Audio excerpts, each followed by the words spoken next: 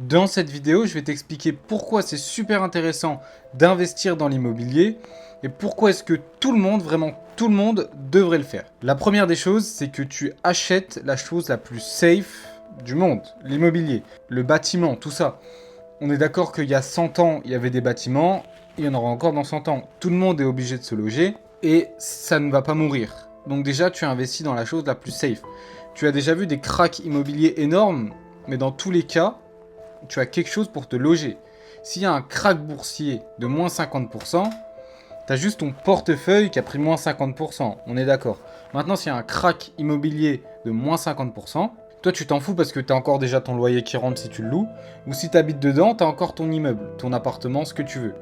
Donc tu es toujours dedans. Donc même les cracks ne vont pas t'impacter. Et en plus de ça, comme je te l'ai dit, si tu as encore ton loyer, tu n'en as rien à faire. Évidemment, ton bien vaudra moins, mais le marché immobilier va se reprendre. Si tu investis à long terme et que tu te dis, j'achète cet appartement, je le loue 500 et je le garde 10 ans, si tu as un crack de la 3e année à la 6e année et qu'au bout de 10 ans, il est encore plus haut que là où tu as acheté, qu'est-ce que tu en as à faire? Tu n'en as rien à faire parce que tu as ton loyer qui est tombé et qui te rembourse ton prêt et ton bien, il a gagné de la valeur à long terme.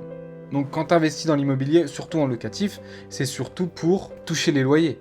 Si le prix du bien il descend, bah écoute, c'est comme ça. Maintenant, dans tous les cas, à long terme, la tendance de l'immobilier sera haussière. Ça te permet d'avoir un revenu stable, parce que tout le monde te dit le CDI, c'est magnifique, c'est stable, t'as la sécurité, etc. Alors absolument pas.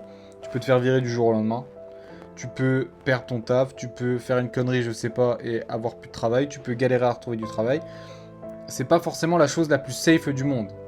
Par contre, quand toi, t'as un locataire, tu vas peut-être me dire, ok, c'est peut-être pas safe, maintenant tu as des assurances sur ça. Mais imaginons que tu as une assurance, tu as un locataire, tu vas être payé tous les mois. Tous les mois, tu vas être payé, évidemment le CDI aussi, mais tu peux te faire virer. Là, peut-être que ton locataire va partir, si tu as un beau bien qui est propre, tu vas le relouer. Donc tu as un revenu qui est très stable, ou au contraire de la bourse, même si c'est très très bien la bourse, hein, je fais aussi. Maintenant, on va mettre en lumière l'immobilier dans cette vidéo. Au contraire, où la bourse, tu peux avoir peut-être une année, 2 années où tu vas perdre de l'argent parce que le marché est baissier. Maintenant, en immobilier, vu que c'est un loyer, surtout si tu fais en locatif, je parle beaucoup locatif parce que c'est ce que je fais.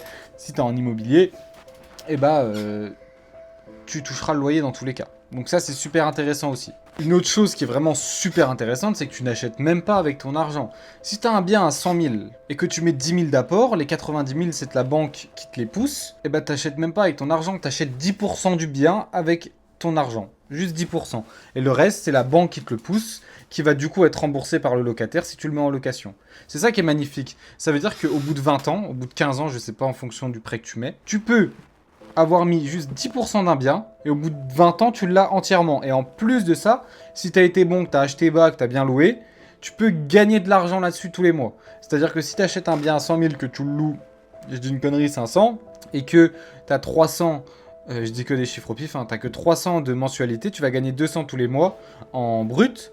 Donc, tu mets 10% du bien, tu l'as au bout de 20 ans. Le bien, il a augmenté peut-être au bout de 20 ans, bon, ça, c'est pas ce qu'on compte. Tu as gagné 200 par mois en brut. Et en plus, tu as le bien à 100%. Donc si tu le revends, c'est tout bénef. C'est vraiment tout bénef. Tu mets 10%, tu as un bien et tu gagnes de l'argent. Que demander de plus? Donc c'est vraiment... Ça, c'est super intéressant aussi. C'est que c'est pas toi qui vas acheter entièrement. En tout cas, si tu finances. Maintenant, je vois pas pourquoi tu financerais pas en immobilier. Si tu as 100 000 à mettre, tu vas pas acheter un bien à 100 000. Tu vas peut-être acheter un bien à 500, 600 000 en mettant du coup les 100 000 en apport et augmenter du coup ton patrimoine beaucoup plus rapidement avec l'argent de la banque. Je vois pas un monde où tu ne vas pas utiliser la banque en immobilier. Enfin, pour moi, c'est vraiment pas pareil, à moins que tu fasses de l'achat-revente, auquel cas là c'est peut-être intéressant. Maintenant, en locatif, si tu veux garder à long terme, il n'y a aucun intérêt à ne pas utiliser la banque. Et en plus de ça, du coup, comme je t'ai expliqué, ce n'est même pas toi qui rembourse le prêt. Si tu mets un locataire, la mensualité de 300 que tu vas avoir, c'est dans les 500, c'est dans le loyer. Donc c'est même pas toi qui rembourse le prêt en fait. Tu vas juste aller chercher un prêt, mettre quelqu'un, il le rembourse et toi t'as ce bien. Donc c'est vraiment tout bénef. Quand tu le vois comme ça, tu peux pas me dire que c'est pas tout bénef. Maintenant c'est sûr il y a des défauts, mais il y a même pour moi j'en vois pas réellement de défauts. Si t'en as, mets-les en commentaire. Mais c'est vraiment magnifique, ce genre de choses. Et dernière des choses, si toi, tu es débrouillard, un peu bricoleur ou toutes ces choses, tu vas pouvoir faire des choses qui sont super intéressantes. Dans le sens où tu vas peut-être acheter un bien qui est un peu endommagé, en tout cas sain structurellement parlant, mais où il y a des choses à refaire, par exemple une tapisserie, par exemple du placo, de l'isolation, peu importe, en fonction de tes compétences à toi évidemment. Va pas acheter un bien qui est en ruine si tu sais rien faire. Si tu sais pas travailler dans le bâtiment, on va pas acheter un bien qui est en ruine, ça n'a aucun intérêt, tu vas galérer.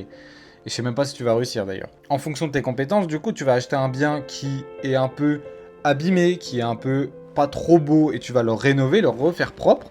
Et sur ça, imaginons que tu achètes un bien 100 000, peut-être que si tu mets 20 000 de travaux et que tu fais ça propre, il en vaut 140. Donc, tu as gagné en plus-value latente 20 000 euros. Donc, c'est pour ça que l'immobilier également, si tu es un peu débrouillard, que tu es un peu bricoleur, ça te permet de te construire un patrimoine énorme. Maintenant, c'est de la plus-value latente. Évidemment, tu l'as pas sur ton compte, sauf si tu revends. Après, c'est un autre business. Immobilier, achat-revente, marchand de biens, c'est pas du tout pareil que immobilier locatif. Marchand de biens, tu vas acheter, revendre, assez rapidement, le plus rapidement possible d'ailleurs. Et locatif, tu vas le garder le plus longtemps possible. Et c'est les loyers qui font ta rentabilité concrètement.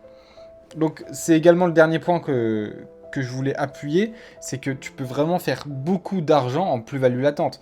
Si toi, tous les ans, tu achètes un bien et que tu arrives à créer 20 000 de plus-value latente tous les ans, tu te fais 20 000 euros par an de patrimoine en plus. Donc c'est vraiment exceptionnel.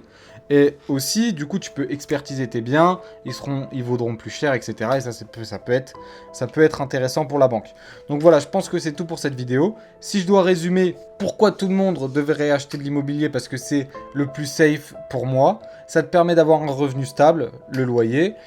Tu n'achètes même pas avec ton propre argent, tu vas peut-être mettre 10, 15, 20%, 30% maximum en fonction de toi, d'apport. Du coup, toi tu mets juste l'apport, et pour calculer la performance, du coup, imaginons que tu achètes un bien à 100 000, tu mets 10 000, tu le loues 1000. Ça fait que tu fais 100% par an, en brut, parce que tu vas gagner 10 000 de loyer, c'est pas du coup 1000 de loyer, mais imaginons que tu fais 10 000 de loyer à l'année, que tu as mis 10 000 d'apport, tu as fait 100% à l'année. Maintenant, c'est du brut, évidemment, il y a d'autres choses.